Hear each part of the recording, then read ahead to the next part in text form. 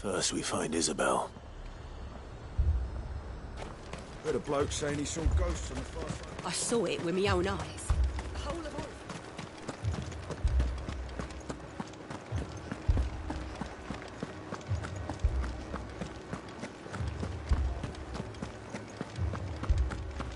I can't do it.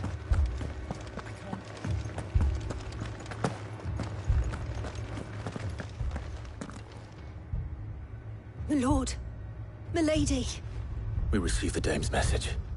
There have been sightings of strange creatures, I understand. With the blue eyes. Yes. Like a Kashik, but different. They've taken so many. I've lost count. A Kashik, but different. Ultimus thralls. And what of your mistress? Is she here? Oh, no. She went to the garrison to ask what they were planning on doing about all this. Then we'll look for her there.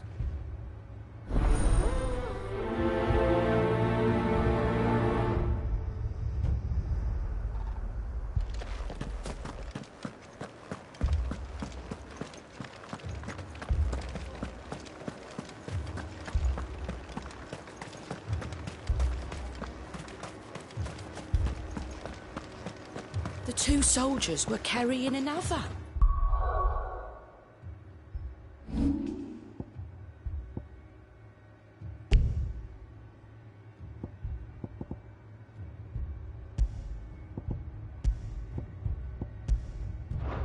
He didn't have any legs.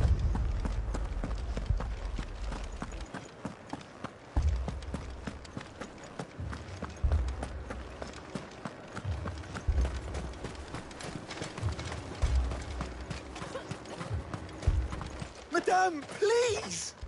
Half the garrison's been slaughtered by those things. We lost the captain this very morning. We've tried requesting reinforcements, but there's been no word from the capital or the Dominion in days! What more would you have us do? I would have you do your duty. Those at the Vale look to me for protection. And protect them I shall. Because they are my charges, and that is my duty. In case you have forgotten, the people of this town are your charges. But more than that, they are your people. Your sisters, your brothers, your lovers. So you have a choice. Lay down your sword and watch as they are slaughtered, or take it up and do what is right. She speaks the truth, you know. This here, it's all we have. It's all that's left. What we have left is our lives! Do you really want us to lose them as well? Not if we don't have to. Look, there's a cask under the captain's bunk. Let's talk about this over a drink, eh? I'm listening. I'll have a word with him.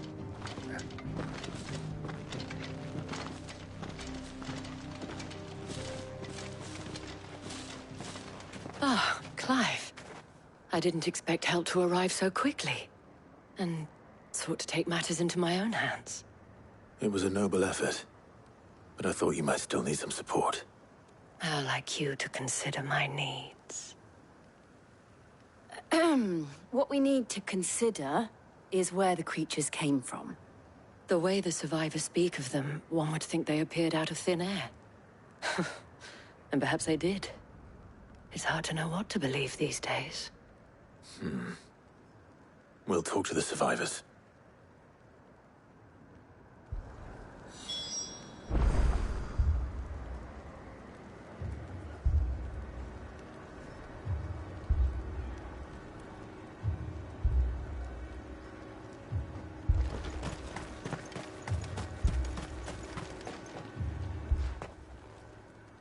You're a pikeman, yes? What happened? I've got family in Moor. I heard the flood was spreading, so I went to see if they were all right. And a pack of them glowing things found me in the meadow. I ran for my life. I never did get to the village. Leave that to us. But my family... they're still in the capital. I'm sorry, darling. Don't leave me, Paul.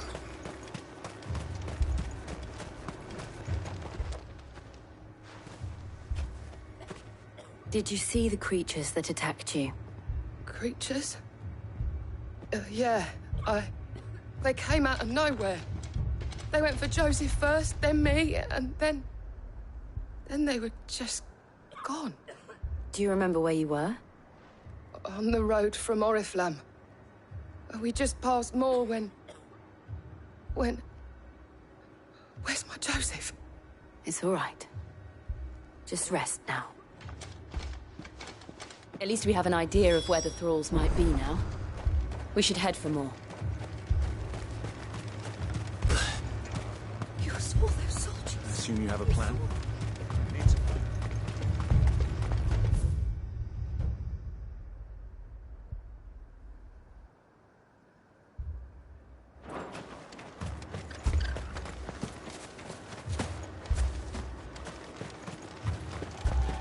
It was all they could do to escape.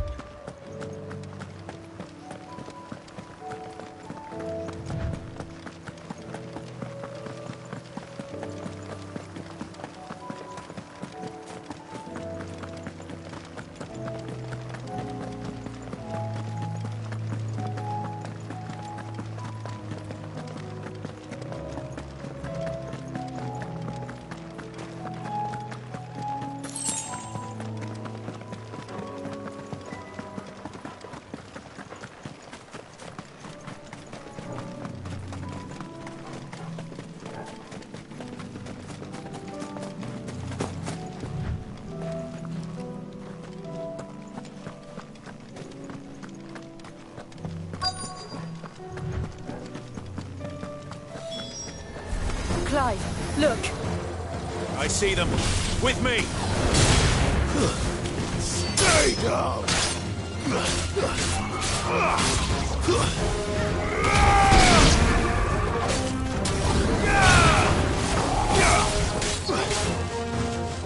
Stay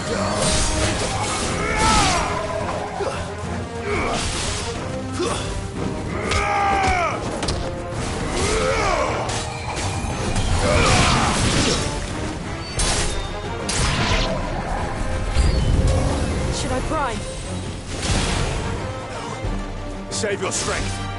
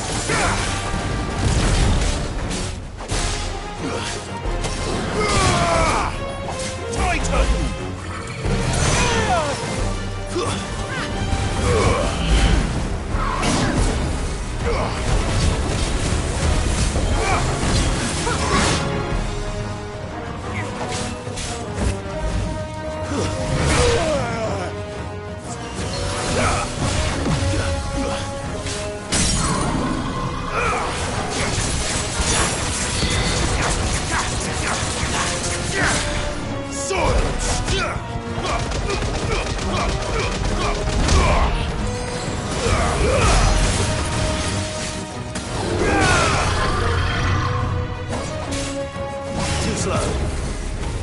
You lose.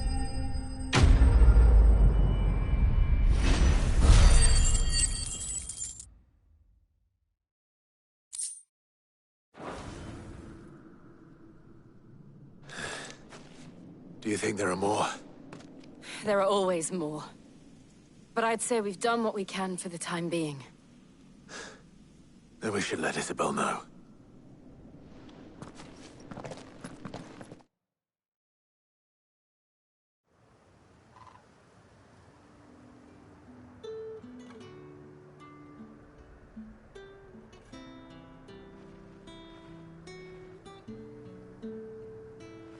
You have the town's thanks. Don't thank us yet. There will be more. Many more. And you'll need to be ready for them. Oh, we shall. Isn't that right, Captain? Yes, milady.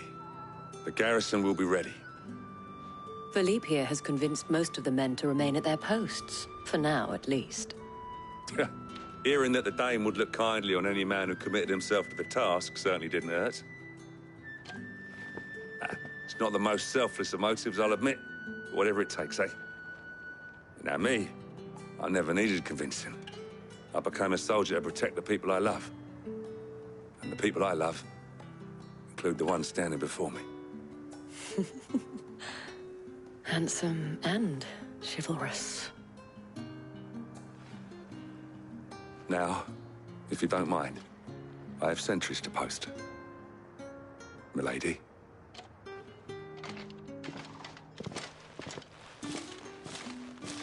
Lest you wonder, I'm not foolish enough to believe that this has solved all of my problems. But it has solved one, and that's one fewer than I had this morning. Thank you again, Clive.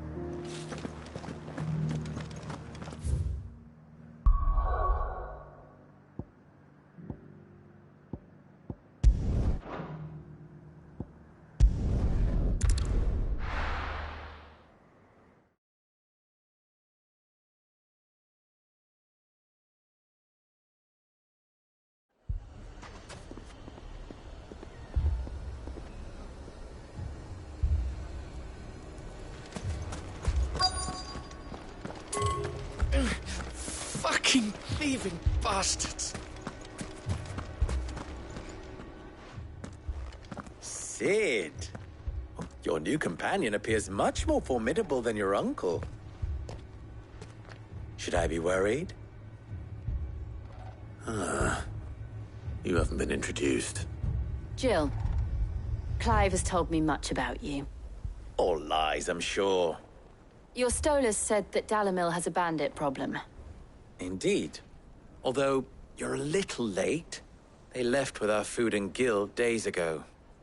Any idea where they went? The desert's a big place. Your guess is as good as mine. But the fact is, I have more immediate concerns. What did you say to me? What did you say? Ah, as if by magic.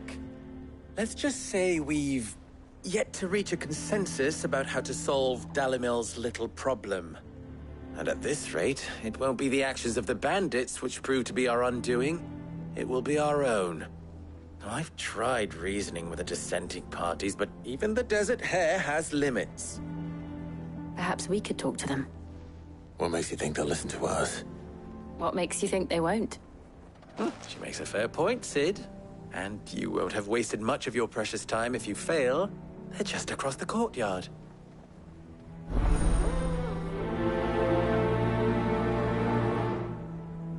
Suppose we just follow the shouting.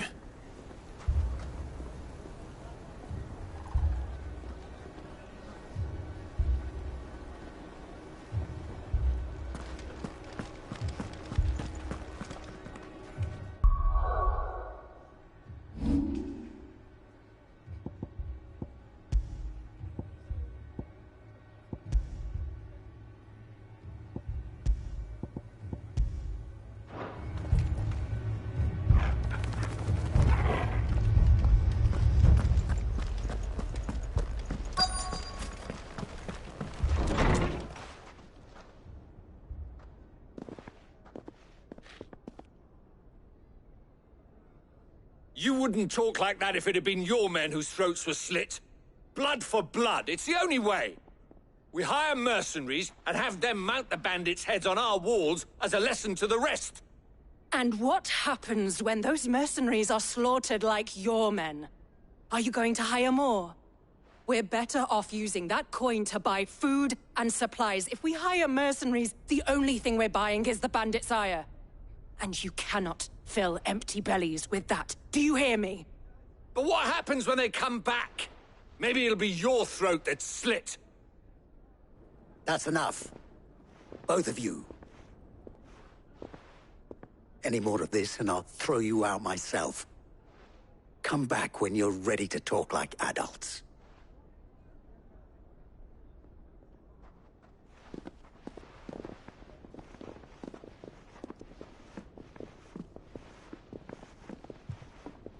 Victor. What's he doing here? Sid.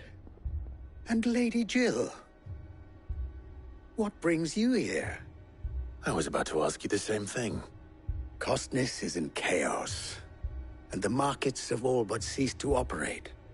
The Briar's Kiss here in Dalimil is the only place I can reliably obtain supplies. I was here to do just that when Master Lubor told me of his troubles. He thought I might be able to talk some sense into these fools. But if you're here, I suppose his patience must be waning. Who are those people? Those were the thorns in Lubor's side. And the reason this place might be headed the same way as Costness. It's these accursed skies. The darkness is enough to drive a man to madness. Or an entire city, for that matter. We're still working on the skies. But in the meantime, perhaps we can find a solution to Dalimil's problems. I hope so. For all our sakes.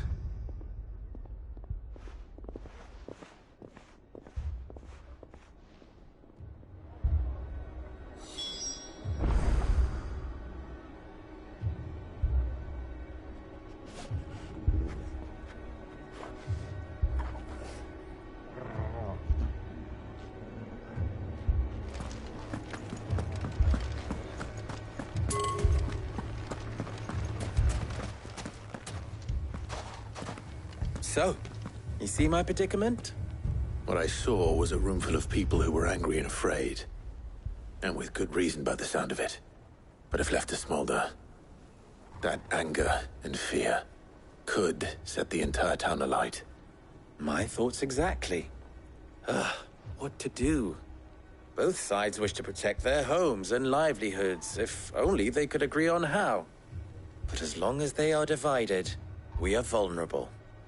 And if there's one thing bandits like, it's an easy target. What would Sid the Outlaw suggest? Well, if it were my namesake,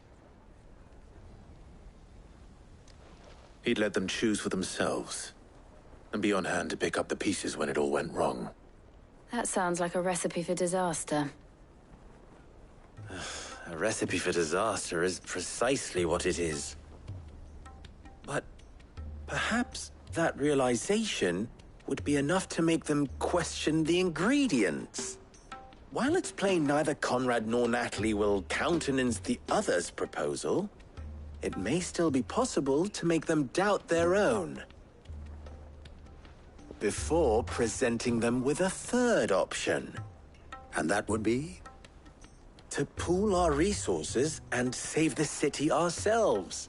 Why fight each other?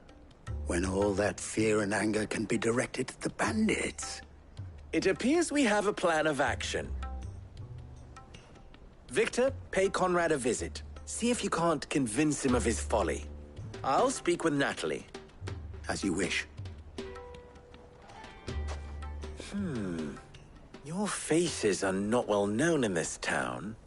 That may prove useful. Don't worry, Victor and I will do most of the talking. You need only play along. Play along? What he means to say is yes.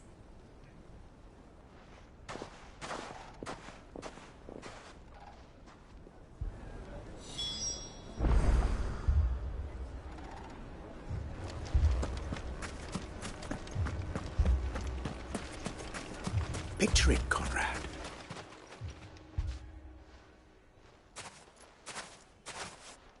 Ah, here she is.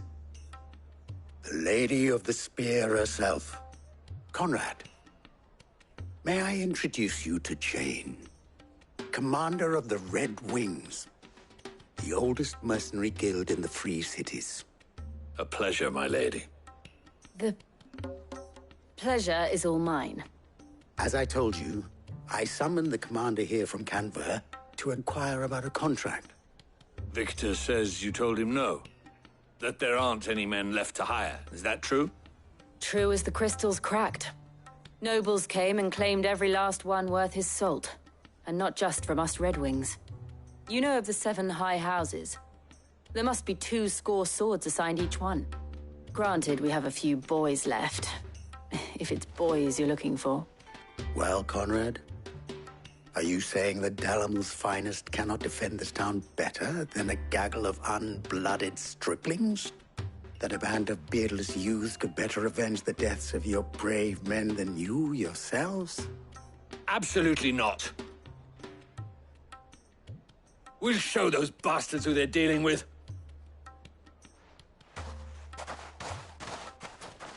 I can't believe that actually worked. Conrad's not what you call the brightest candle in the crypt. And there's a reason why I had you do the talking and not Sid. Well played, my lady.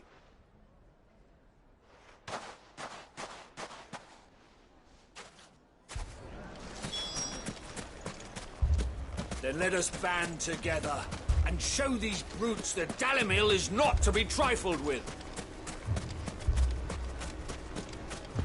Oh, I'm ruined. My shop. If I had my pickaxe, I would... I mean, it may still be possible to buy something. Ah, here he is now. Natalie, allow me to introduce Lord Underhill of Randalar's prestigious League of Merchants. Lord Underhill. At your service. Underhill? I was just telling the good lady of our conversation, my lord, and how you were lamenting the state of the capital's stores. Lubor says that not only are the granaries almost empty, but that war and the Blight mean this season's harvest won't be enough to fill them for winter. Indeed, certainly that is the case. The nobles in the capital are buying up the city's stocks of barley and wine, driving the prices higher than most commoners can afford. It is only a matter of time before the peasants revolt. It is worse than I thought. If what Lord Underhill says is true, I fear we have little hope of supplementing our stores, meager though they regrettably are. And while I applaud your endeavors to dissuade our more bellicose citizens from seeking vengeance, I sense Conrad is not wrong in his assessment of the bandits' likely return. Which means that now, more than ever, we will need to secure what little we still have. Food, weapons, herbs, everything. If our humble town is to endure not only this hardship, but those that are certain to follow, we must stand united. All right. If it will help to protect my home, I'll do it. But you needn't have gone through this charade.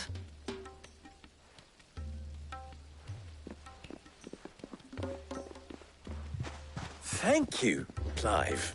Your performance was nothing if not workmanlike. She saw right through it. I didn't say it was good, merely that it produced the desired effect. Now, my scouts should be returning shortly. Meet me back at the Briar's Kiss, and we shall see what we face.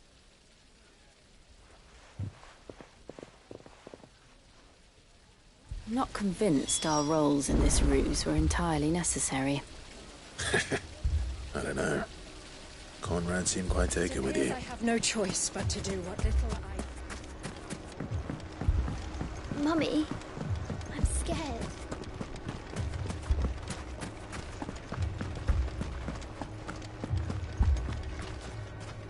Good news, Sid. Both Conrad and Natalie have somewhat gracefully accepted their new roles. With time, they may even learn to... Time no longer appears to be the luxury it was before lunch.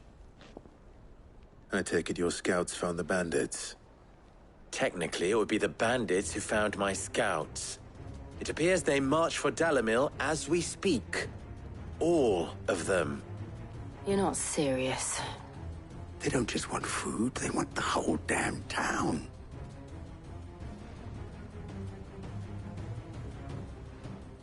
I have a favor to ask.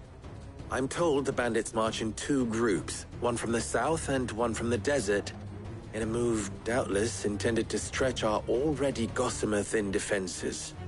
Very well. Jill and I will meet those from the desert. But what of the rest?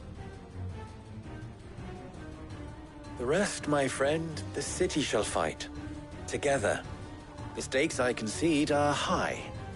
But if this does not unite Dalimil, nothing will. That is a lot of faith to put into those who had their hands around each other's throats but a moment ago. Then it will be for us to see that their hands are kept occupied. And I do mean us. I thought you might say that. We'll hold them off for as long as we can. And we will do the same.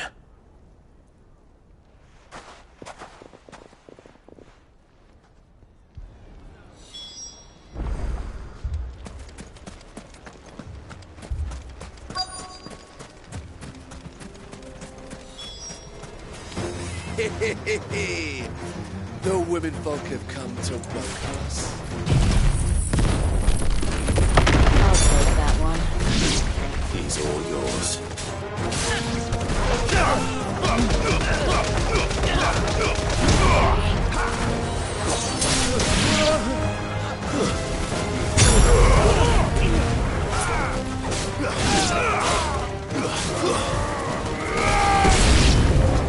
They mean to overwhelm us.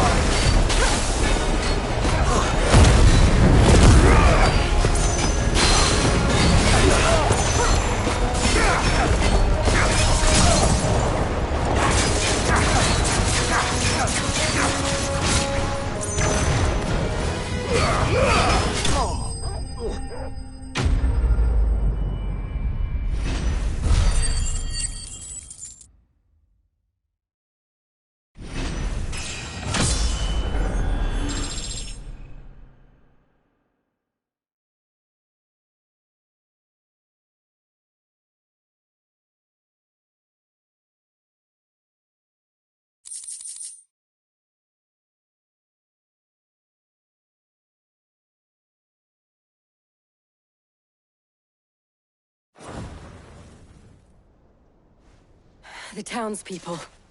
Could they have held out? I don't hear any fighting. What do you think?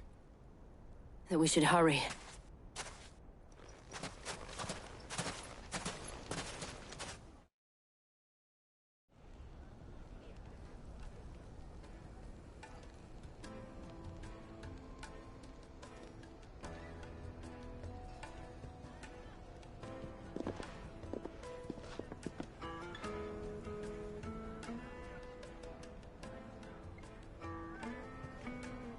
Natalie, I owe you an apology. You did well out there. The inn would have been lost had you not held the line. Without you, there would have been no line to hold. You saved us, Conrad. You saved Dalimil.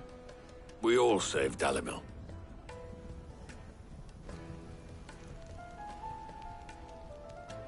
Conrad seems to have had a change of heart. I'd say they both have. I take it from your presence that our visitors from the desert won't be joining us either. Pity. The plan worked, Sid.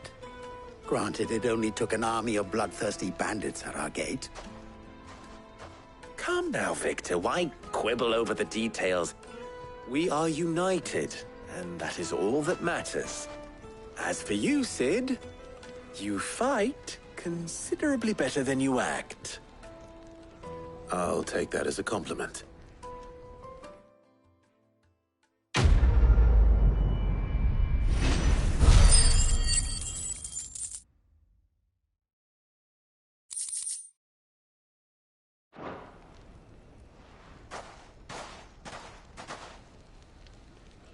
Our friends seem to have things under control.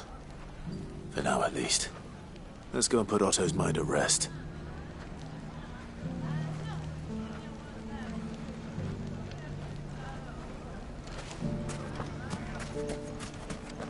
People take notice of wealthy men.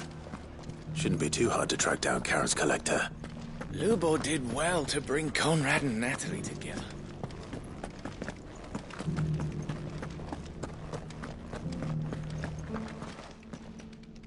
My reputation will be ruined! Ruined! Calm yourself, Lord Ignac, I beg of you, before you do yourself a mischief. Pardon the intrusion, but... Out! Get out! I paid for these rooms so I wouldn't be disturbed. Leave me be! Please, allow me to apologize. His lordship is going through a difficult time, and he's never been fond of guests arriving unannounced. Radim! Get rid of the filthy oaf this instant! Very good, Lord Ignac. Would you mind stepping outside for a moment?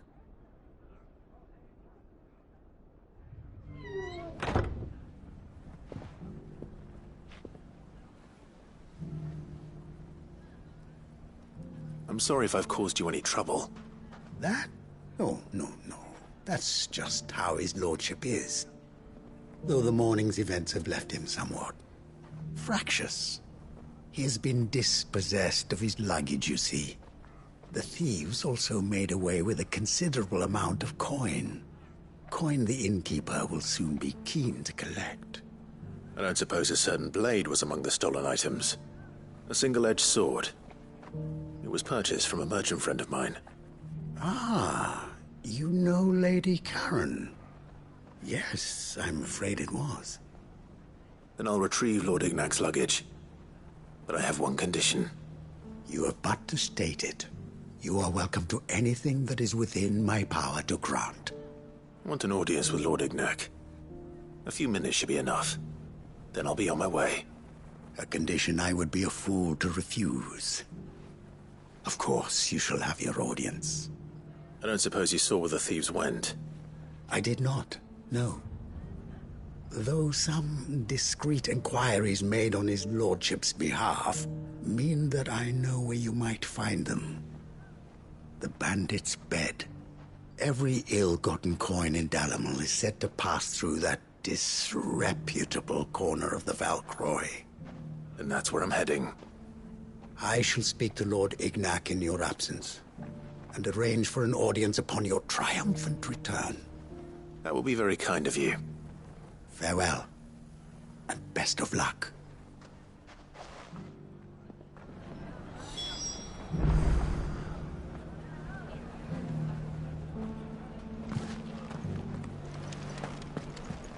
I would have seen to the bastard.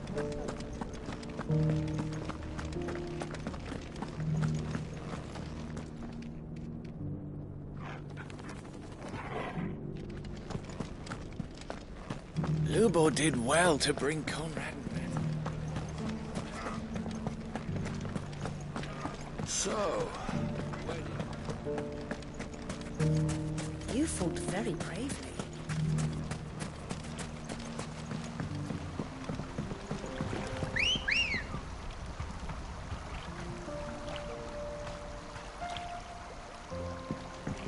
Ready, go?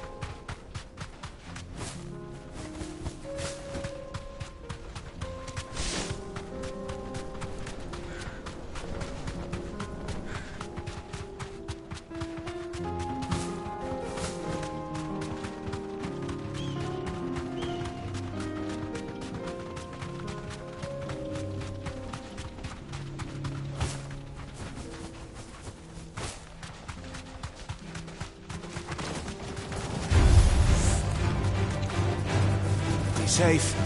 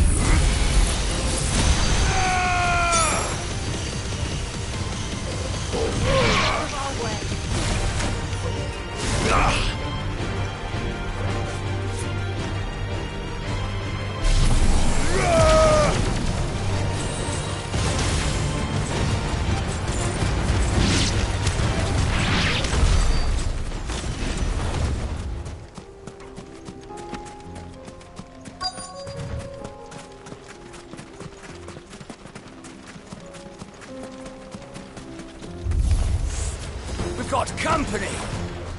Come on, lads, let's tear the bastard's head off!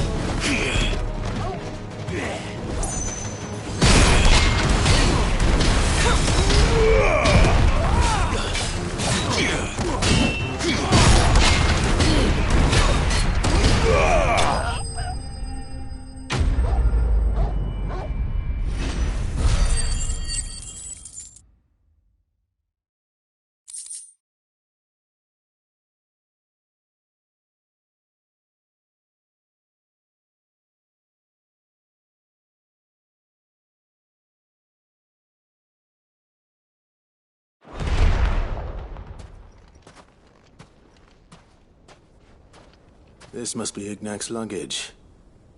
Nothing seems to be damaged. All right. Let's get it back to Dalimil.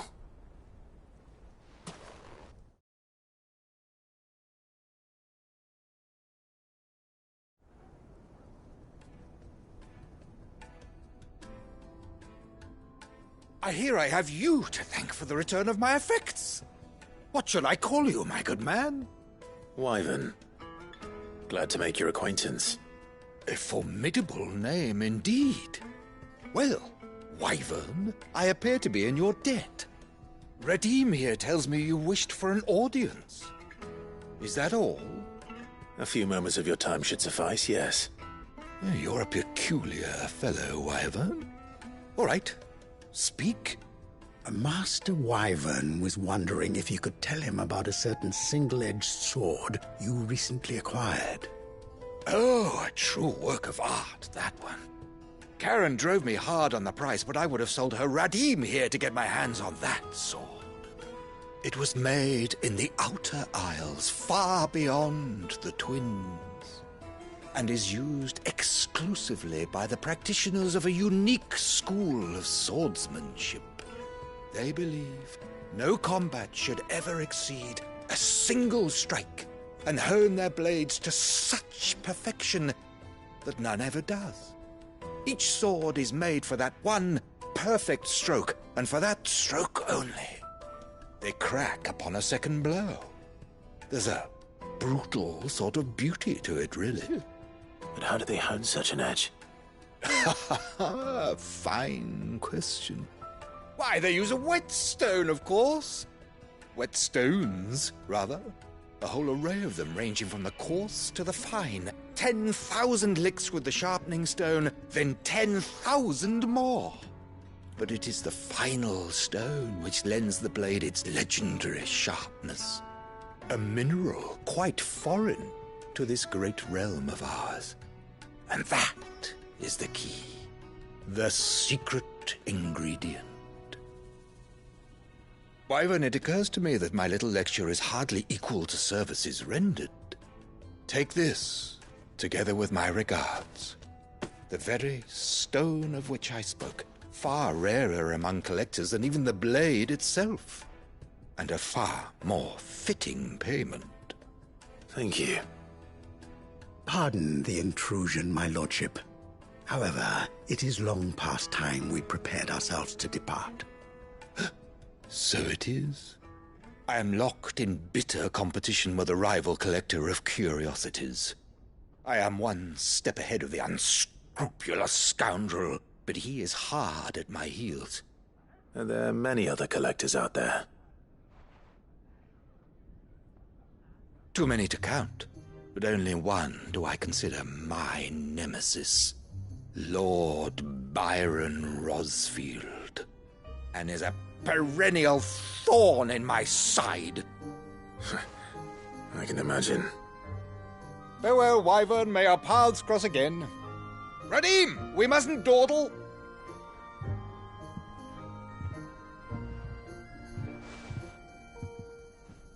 I think his lordship is rather taken with you, Master Wyvern. Thank you again for your assistance. Coming, my lordship. I'll be right there.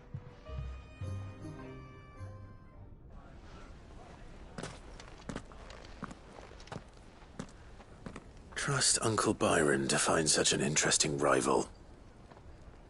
Now, let's see what Blackthorn makes of this whetstone, shall we? If all of us continue to work together and defend...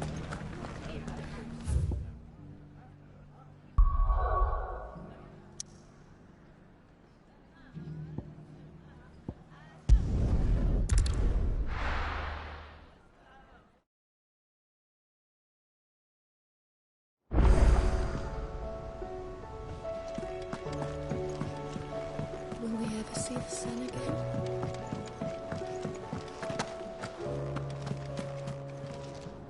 I noticed you and Torgal had gone off somewhere. Take him for a walk, did you? You could say that.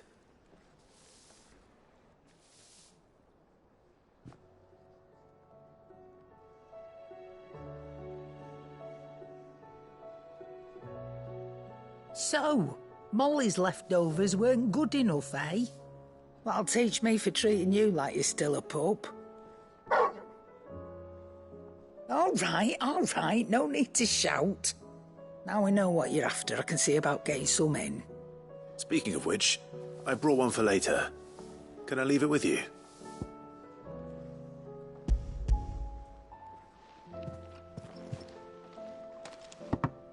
You can, aye. I'm nice like that.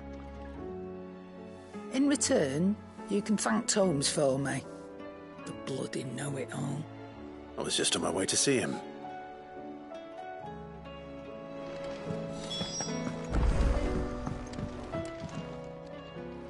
Sorry for the wait, but hopefully he'll agree it was worth it. You learned something about that sword, then? I did better than that.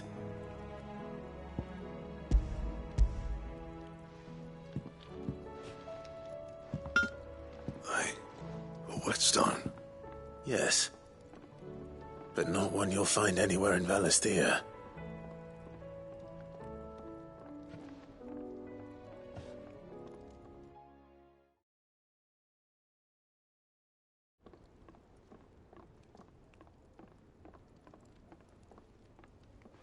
No wonder I couldn't get the same finish on the grinding wheel.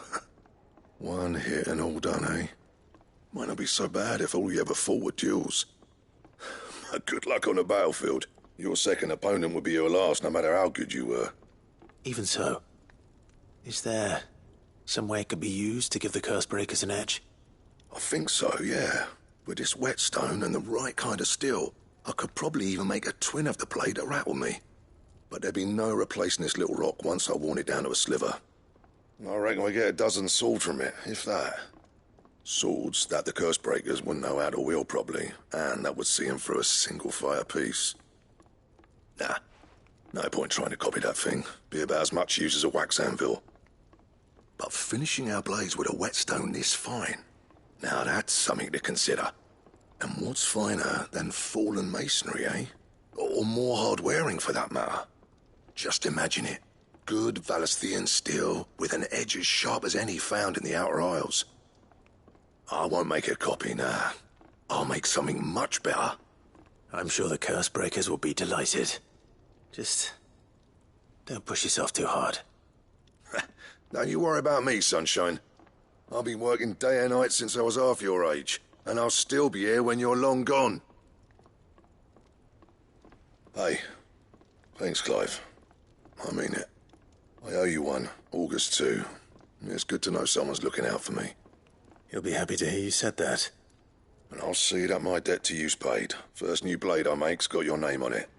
You come and find me when you've got the materials. All right. I will.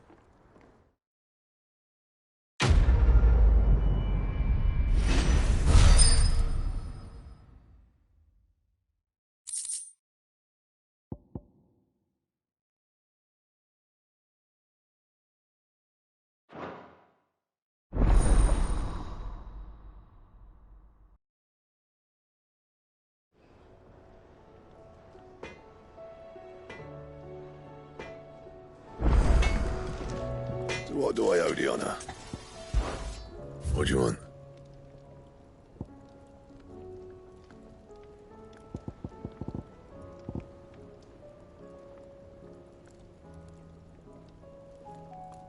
That it?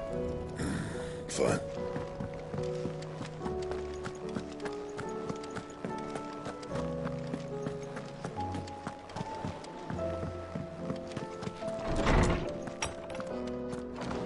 Is a storm coming soon? Ah, Clive. Were you able to locate your quarry? We were indeed, Lawsman. You pointed us in exactly the right direction. And Torgal's been a very happy hound ever since. Very good, very good. Lady Karen sends her thanks, by the way, for your part in solving the mystery. Ah. But that reminds me. After your last visit, I found myself pondering Torgal's talents. Do you recall our conversation concerning Lady Jill's role in Torgal's transformation? About how she somehow woke the power within him. Precisely that. A reasonable conclusion, I thought, but one which raised certain questions in my mind. You see, the Fenrir of legend served Shiva and Shiva alone, and while the powers attributed to him are certainly impressive, the records imply they are somewhat different in nature to those you described Torgal as having used. What are you suggesting? That Torgal may be the beneficiary of more than one Eikon's power. Consider that in addition to Lady Jill, he has served as a loyal companion to you, your brother, and even the late Cid. In short, the Eikons hitherto near at hand, or should I say at paw, have been diverse and plenty, and that number has only grown as the realm's dominance have fallen to your sword. One can but speculate as to how all of this has affected Torgal. He has seemed more fierce of late. And if I am not mistaken, he will grow fiercer still. We are fortunate indeed to be able to count him amongst our allies and not our adversaries. Oh, he's more than an ally. He's a friend.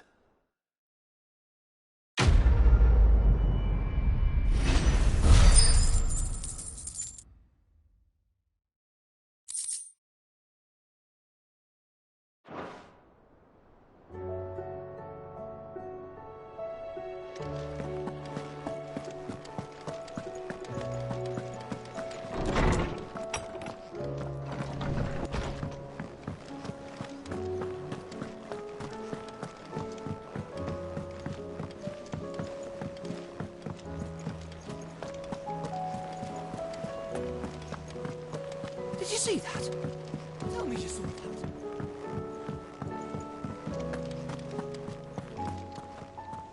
Was wondering when you turn up. Had owls from all our friends thanking you for your timely intervention. How is it you always manage to arrive at just the right moment? Luck, I suppose. Any word on the rest of the realm? Let's see.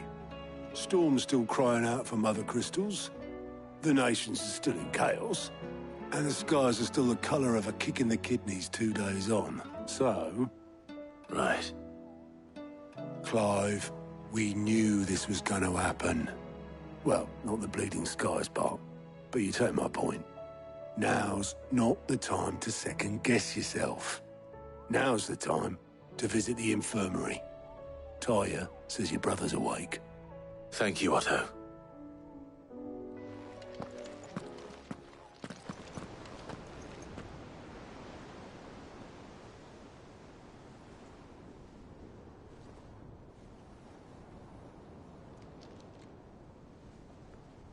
So it was not Sylvester, but Olivier who served as Ultima's puppet. And when Dion learned of this, he sought to slay the fiend.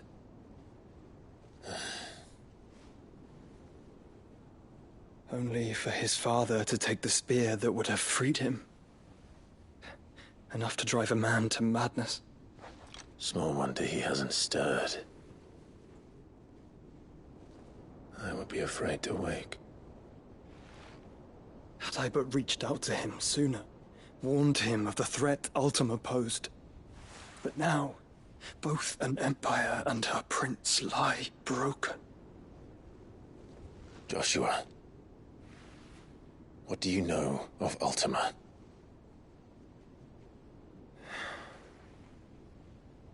Very little, I'm afraid. Despite my best efforts. 18 years ago, as I lay buried beneath the rubble of Phoenix Gate, 'twas not death who came for me, but another. And it was while in my rescuer's care, I first heard of Ultima. I've been chasing his shadow ever since. Ultima is driven by some deep, dark purpose, and for whatever reason, it would seem you are crucial to his designs. He will stop at nothing to have you, even if that means toppling an empire. But why me? What possible use could I be to such a creature? That is one of many answers that have eluded me. Yet, I am certain of this. It is not mere chance. You were chosen for a reason. All dominants carry within them the might of an Eikon. Nigh limitless power that is at once acutely limited. I wield fire, and only fire. And I only ice. 8 wardens for 8 elements. But you, Clive. You are different. You're special. Your abilities begin with the flames of Ifrit. But they do not end there. The fact Ifrit can even exist goes against everything we thought we knew of dominance. Perhaps Ultima has been waiting for one such as you, whose potential is truly limitless. I've encountered that thing several times now. If it or he, as you say, needs me, why hasn't he claimed me as he did the boy? Were I to hazard a guess, I'd say the two of you are somehow incompatible. His mind not properly attuned to your body. His mind? Mind, awareness, spirit, call it what you wish. But I believe Ultima to be an embodiment of the concept. It is why I struggle and fail to contain him here inside me. I'm sorry. Inside you? With every setting sun, I feel my strength wane. And though the Phoenix's flames mend the prison I have made for Ultima, they do so at a cost. We must find a means to bring an end to him before I meet my own. What were you thinking? It was that or let him take Clive. And I've always had a soft spot for my brother. But that doesn't mean you should sacrifice yourself to save me.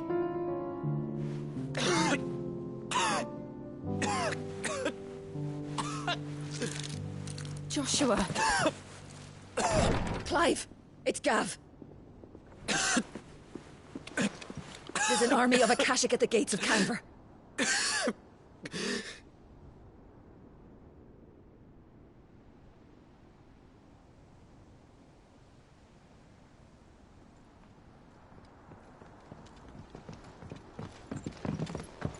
Well, what's the short of it? It's all Tyre told you. The capital of the Free Cities is under siege by an army of monstrosities. The city guard are doing their best to stem the tide, but numbers ain't on their side. What of Lord Byron and Mid? Were they able to escape? No, but they're all right for now. They're hiding with Gav at midship. We have to get them out of there. And we shall. Otto, prepare a Stolas. Tell Gav to stay exactly where he is. Understood.